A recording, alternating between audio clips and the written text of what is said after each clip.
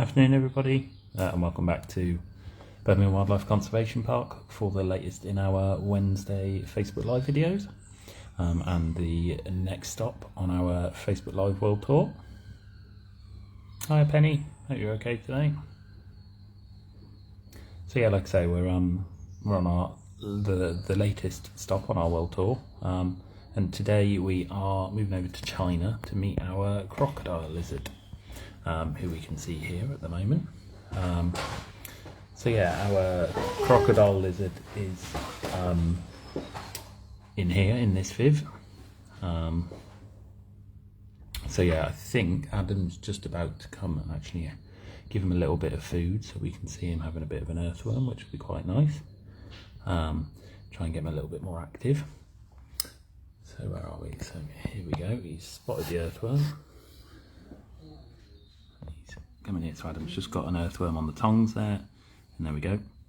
Croc lizard has got it and is having a bit of a feed there. And that kind of leads us on nicely to the diet that the croc lizard has. So in the wild, it'll eat a range of invertebrates and kind of small vertebrate prey. Anything from kind of snails, worms, crickets on the kind of invertebrate side through to kind of tadpoles, kind of even small fish and things like that. On the vertebrate side of things, he's off, he's having a bit of a swim. So yeah, they do get quite active when they've been fed. They're what we call a sit and wait predator, so they'll kind of sit, they'll perch themselves on a branch or a rock or something like that around a body of water, and yeah, they'll kind of wait for something to catch their eye, and then they will kind of strike and go for it, which is what we saw there. The earthworm kind of came in. As soon as the croc lizard saw it, he went straight for it. So yeah, that kind of showed that off very nicely. Adam's trying again with another one. Oh, missed that first go. There we go. Now he's got it. So yeah, the diet of the croc lizard here at the park is quite heavily earthworm based. We do give other small invertebrates and things like that as well here. But yeah, he really likes his earthworms, as you can see. They go down quite nicely. Hi Richard, hi Judith, hope you're both okay. So yeah, nice little display of him feeding today. Here comes another one on the tongs there. So yeah, you get to see with him coming out of the water, you actually get to see a bit more of him than you kind of normally would. And you can kind of see the reason that these guys are called crocodile lizards, and that is because of the very kind of crocodilian appearance of their body, their back and their tail. They've got these little scales that run down the back and down the tail, much like a crocodile has, which is why these guys are called as such. Hi Mary, hope you're okay today. There is another earthworm there for him. We'll see if he can spot it and go for it. Hi Tim, hope you're okay today.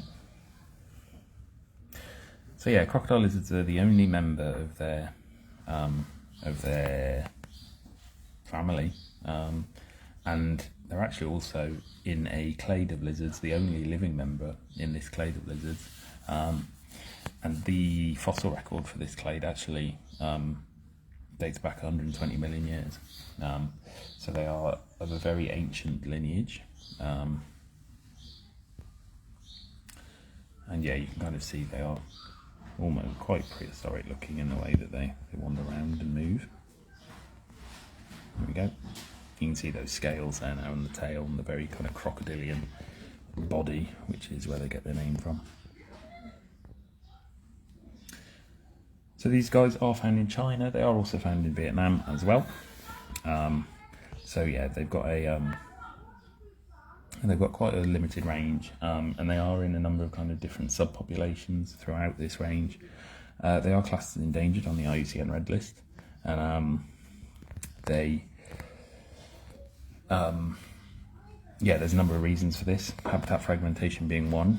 Another reason being the kind of what would the phrase be? The altering of waterways in their native land, so kind of the buildings of dams and things like that, which affect water flow and prey availability and stuff like that. That's another kind of issue that these guys face. And then they are also taken for illegal pet trade and things like that as well. They are taken illegally from the wild for that. So they do face a number of threats, and that is why they are classed as endangered. Yes, Tim, I do feel better now. The cold seems to have gone, which is good. So thank you for noticing. It's a good question actually, Judith. I'm not sure how old these guys can get to. I didn't find it in any of my research last night, so yeah, I'm not sure of an actual age, and I'm not sure of the age of this guy either. So sorry, I can't really help you with that one.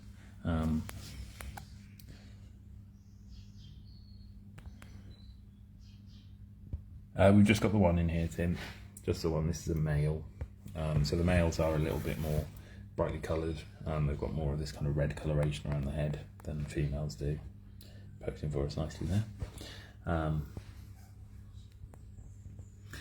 Obviously, as you can see with this enclosure, they are semi-aquatic. They do live around streams and water bodies and things like that.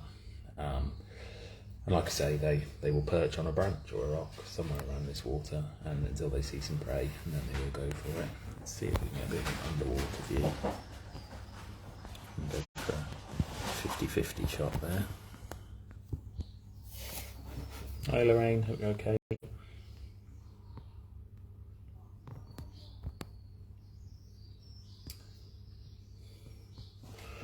No, so we don't have plans to breed these guys at the moment. I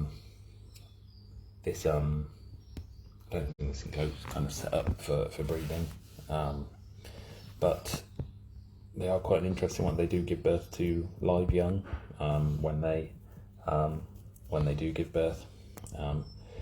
So yeah, unlike other reptiles that obviously lay eggs, these guys do give birth to live young who are able to go and fend for themselves straight away. So yeah, quite interesting with these guys.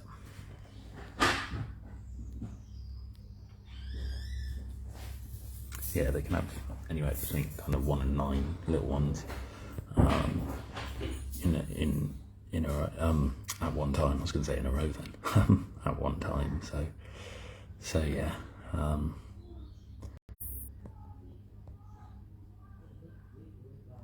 They have started doing quite well in captivity over here in the UK. The last couple of years, kind of breeding has been cracked with them. I know Chester have bred some. I know Cotswolds as well, I believe, have bred some. So yeah, they are starting to do quite nicely and quite well at the moment.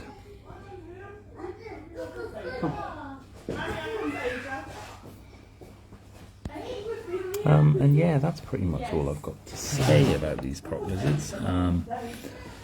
Yeah, they're a very lovely little species, very prehistoric, very, yeah, quite primitive in some ways, but they are lovely. So yeah, really nice species to have here at the park. Obviously, if you've got any questions, please feel free to send them in, and I will do my best to answer them. Yeah, we'll still be doing our Facebook Lives over Easter, as opposed to talks in person at the park. If we've got chance, I think we will try to. We might try and get our blackboard out again and try and do a couple of talks over Easter, just depending on who's in and what else we've got on. But yeah, the Facebook Lives will be carrying on. yeah, we'll still be carrying on our world tour.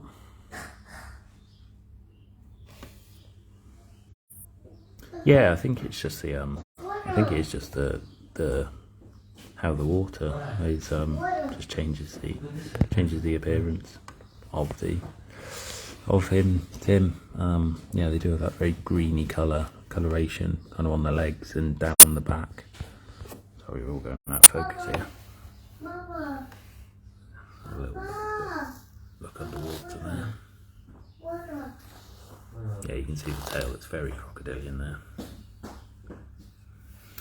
So we don't really handle this guy at all, Judith. We kind of leave him be. If ever we need to, we'll grab him, but from memory he's not the most keen at being handled. But yeah, we just leave him to his own devices unless we do need to handle him. Much with everything really, we don't handle things unnecessarily. We only kind of handle any of our animals if we really need to.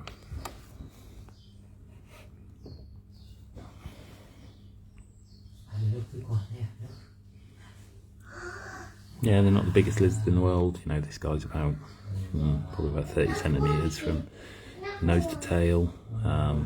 Maybe not even that, to be honest. So yeah, not the biggest of lizards.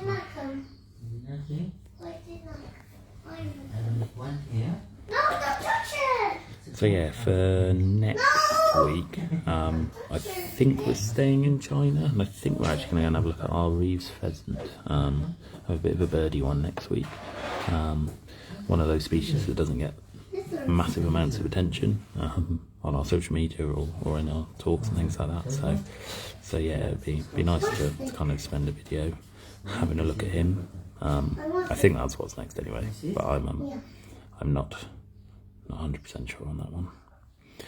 And yeah, obviously in the coming weeks we'll be heading out down to see red pandas, and yeah, kind of finishing off Asia really before we move into Europe. To have a look at some of our European species. So yeah, we are rattling through the world tour. We've still got quite a lot to get through, but yeah, I think that's the plan for the next couple of weeks at least. No worries, Mary. I know he's one of your favourites, so yeah, always good to get him on a live video.